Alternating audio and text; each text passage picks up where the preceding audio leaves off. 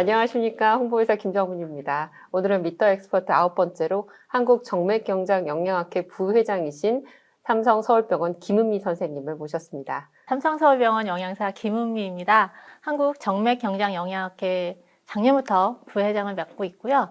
한국임상영양학회에서 집중영양치료위원회 위원장을 같이 맡고 있습니다. 대학교에서 식품영양학과를 전공했고요. 지금은 임상영양대학원이 있는데 저 때는 그냥 일반 대학원, 그래서 대학원 졸업을 하고 94년도에 삼성서울병원에 이제 입사를 해서 영양사로 쭉 활동을 하고 있고요.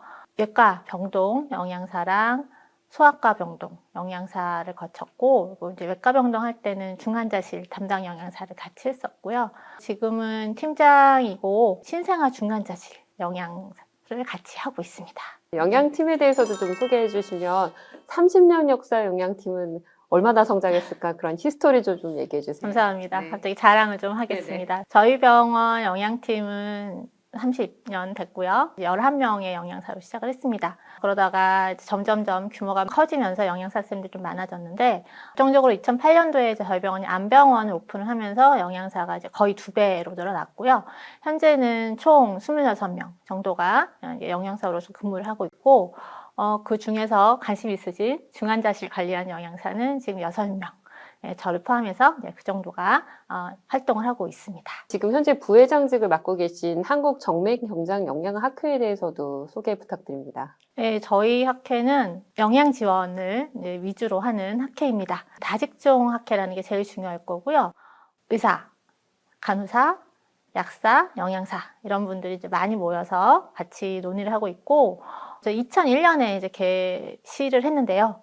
그때부터 제가 이제 회원으로 참여를 하고 있었습니다. 학회에서 만든 이제 사실 가장 큰 업적이라고 하면 어떤 게 있을까요? 저희가 최근에 한국형 영양지원 가이드라인을 이제 만들었습니다. 멋지게 만들어서 이제 온라인으로 아마 배포를 하신 걸로 알고 있고요. 여러 가지 튜브피딩이나 PN이나 여러 가지 모니터링하는 방법에 대해서 잘 정리를 해주셨습니다. 그래서 이제 한국의 영양치료의 근간이 되는 가이드라인 만들어주셔서 저희가 정말 잘 쓰고 있습니다. 한국정맥경장영양학회에서의 국제관계는 어떠신지도 좀 설명 부탁드립니다. 제가 왜 이 질문을 드리냐면요. 사실 이 가이드라인이 두 개의 큰 양대 산맥, 미국과 유럽이 있는데 유럽에 조금 더 친한 거 아닌가 이런 생각이 좀 들어서 여쭤봅니다. 네. 우리나라가 이제 지리적으로 속한 데가 이제 아시아에 있기 때문에 여러 가지 국제학회 중에서 펜사라는 학회가 있습니다. 그래서 거기는 아시아에 있는 이런 S팬들이 다 모여서 같이 이제 활동을 하는 학회인데, 거기에 이제 커미티에 지금 저희 이사장님이 소속해서 활동을 하고 계시고, 아스펜보다는 이스펜에 조금 더 가까운데요.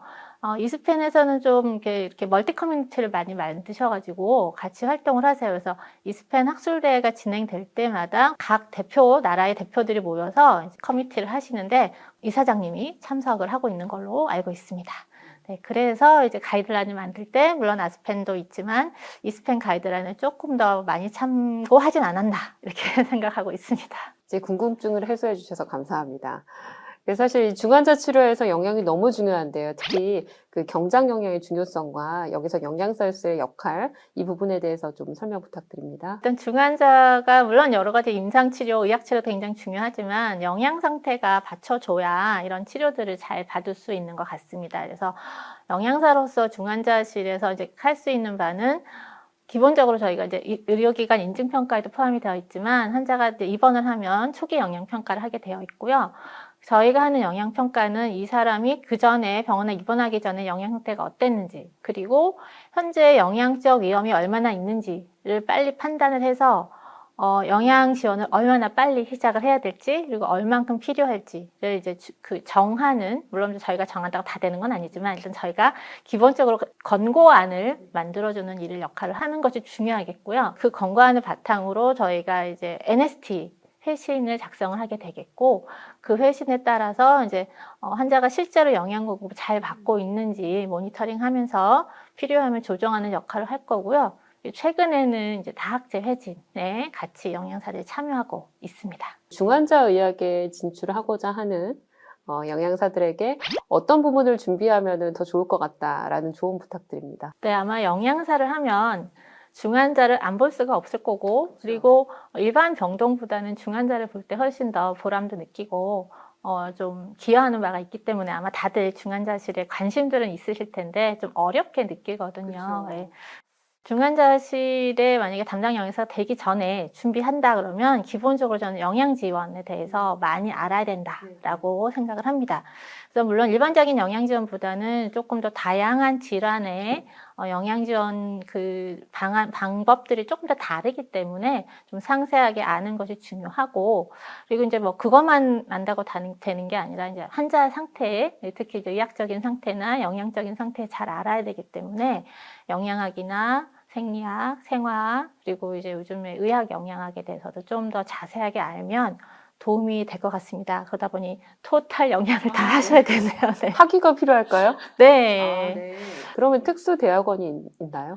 네, 저희가 이제 2012년부터 임상영양대학원이라는 게 생겼습니다. 그래서 이제 그 전에는 그냥 병원에 들어와서 임상영양을 하면 그냥 환자 관리를 그냥 했었는데, 국민영양관리법에 따라서 임상영양대학원이라는 게 생겨서 병원에서 환자를 임상적으로 관리하려면 임상영양사를 이제 취득해야 된다라고 되어 있고요.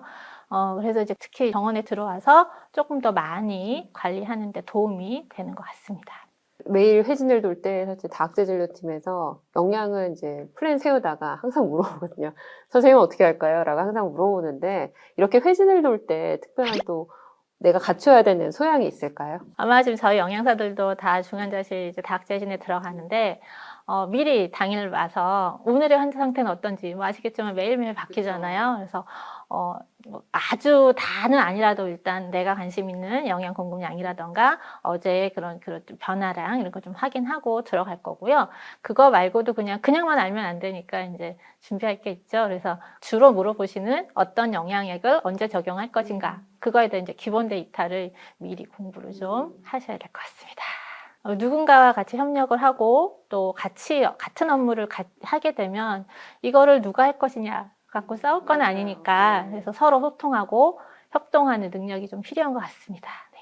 그런데 계신 중환자실이 굉장히 특이합니다. 그래서 완전 애기들, 그것도 정말 너무 작은 애기들이 있는 NRCU인데, NRCU 근무는 언제부터 시작하셨고, NRCU 근무는 다른 중환자실과 좀 다를 것 같거든요. 그래서 그 부분에 대해서 설명 부탁드립니다. 제가 이제 소아과를 담당할 때는 되게 오래된 일이라서 그때는 이제 NRC를 전격적으로 보지는 않았고요. 이제 최근에 이제 뭐 중환자실 회진 이런 거 생기면서 이제 NRC도 좀 해야 된다. 그래서 아마 제가 6년 전부터, 그러니까 이제 횟수로 7년 됐네요. 네, 그래서 2018년부터 아마 이제 NICU 전담으로 활동을 하고 있고, NICU는 생각하시겠지만 아직 뱃속에 있어야 될 아이들이 세상이 먼저 나왔을 때 들어가는 곳이라서 아이들이 그 사이즈가 굉장히 다양합니다. 네, 그래서 뭐 200g 때도 사실 있고요. 200g요. 제 눈으로 본 적은 없지만 200대 후반대도 있고, 근데 다 3kg 가까이 됐는데도 이제 잘 세상에서 이렇게 숨 못 쉬고 그럴 땐 들어가기도 하지만, 대부분 1000에서 2000g 사이에 그런 아가들이 많이 있는 것 같습니다. 그래서 이런 아가들이 예상하겠지만, 처음에 정상적으로 출생한 아이들은 그냥 엄마 모유를 맛있게 먹으면 되는데, 잘 먹을 수가 없기 때문에 영양 지원이 100% 필요합니다. 네. 먹지 못해서 들어온 아이들이 많기 때문에 100% 영양 지원을 하게 되겠고요. 그래서 이렇게 조그만 아가들은 무조건 정맥 영양만 하는 거 아닌가라고 생각을 하시는데, 요즘은 이제 그런 그 신생아 중환자 의학회 쪽에서도 굉장히 이런 그 GI 피딩에 관심이 많으세요. 그래서 되게 빨리 시작합니다. 경장용양 시작한 가장 작은 아기는? 제가 이제 데이터를 조사해보지 않았는데, 예를 들어서 어제 태어난 아가 중에 600g 아가가 있었거든요. 네. 그 아가가 어제는 피해는 시작했어요. 그런데 근데 오늘은 이제 네. 툴 피딩을 이제 시도하시겠다고 네. 연락이 왔습니다. 예. 너무 상상을 할 수 없습니다. 너무 작은 아가인데, 이제 그런 아가들에도 경장영양이 시작되고, 영양팀의 그런 도움이 필요하다는 거 새로 배웠습니다.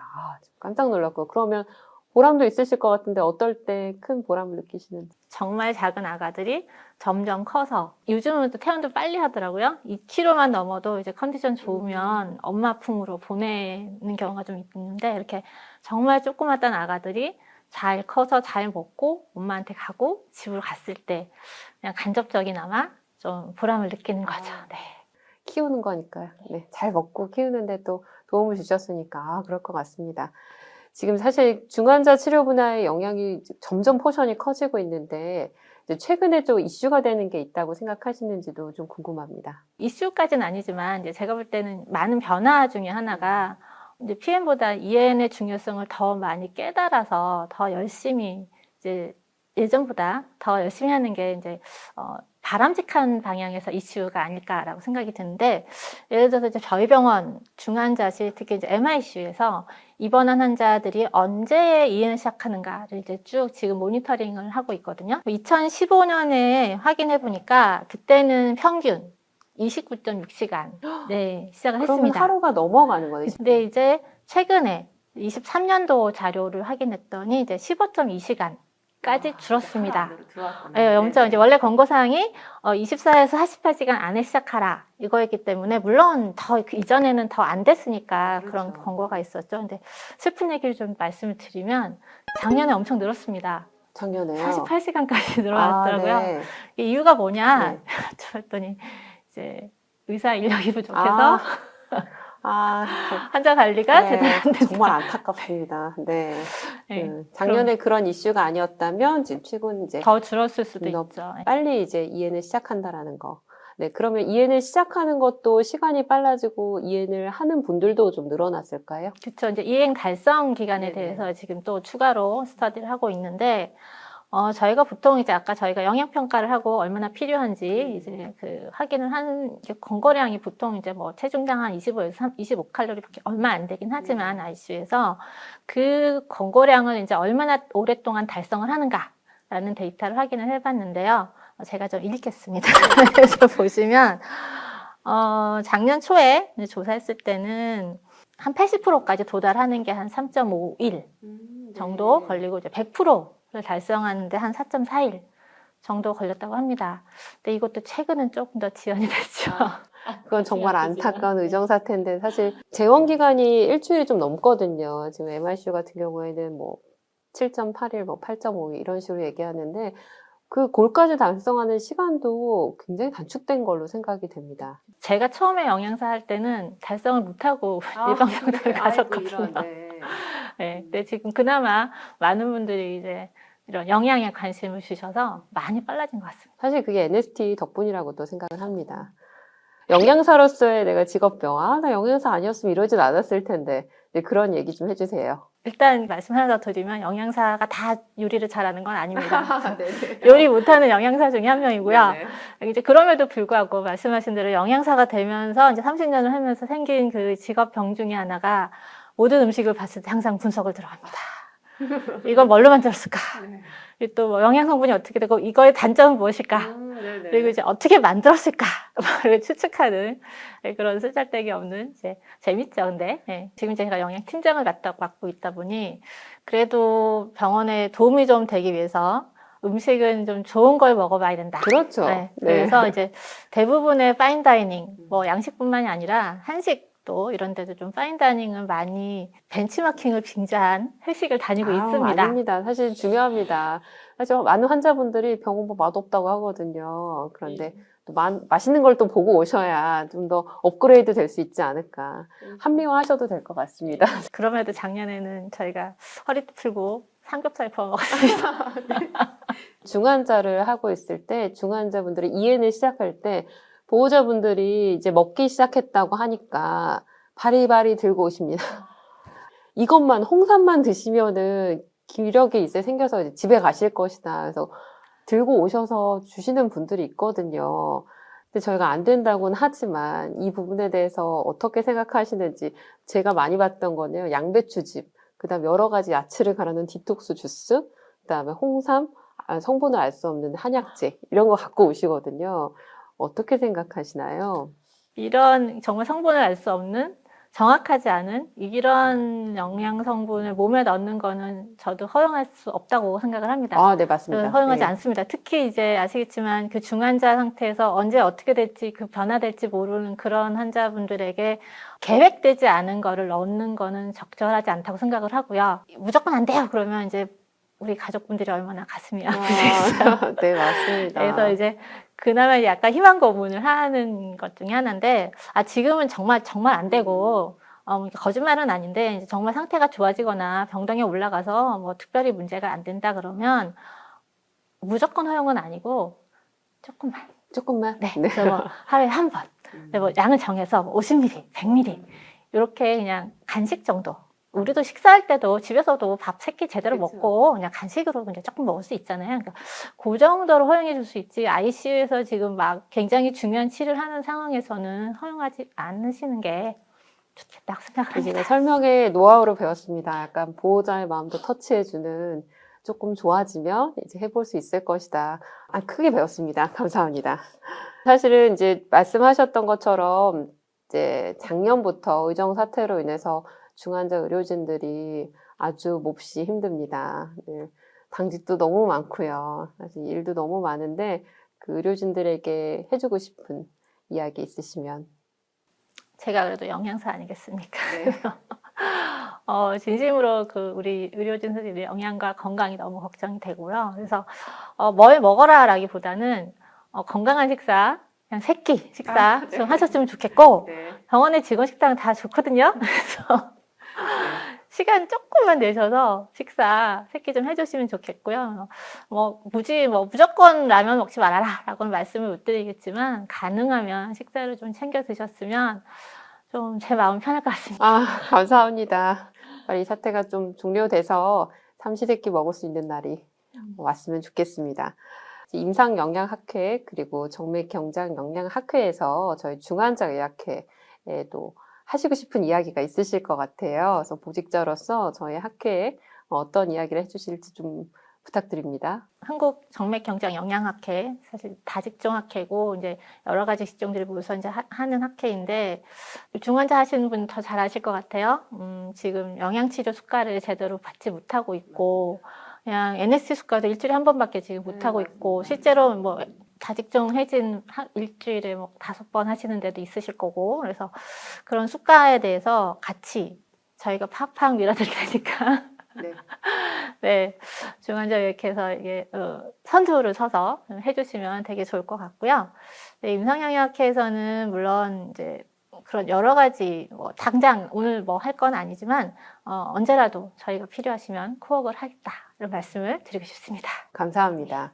저희 이제 회원들이 중환자 관리 수가가 지금 개선 중에 있습니다. 근데 그 중에 또 중요한 부분이 영양이기 때문에 이 부분도 새 학회가 이제 협력해서 좀 더 좋은 방향으로 나아갈 수 있지 않을까 기대해 봅니다. 오늘 꼭 가셔서 저희 중환자학회 유튜브 채널 구독 부탁드립니다. 그럼 이상으로 위터 엑스퍼트 9번째 시간 김은미 선생님과의 인터뷰 마치도록 하겠습니다. 모두 건강하시길 빕니다.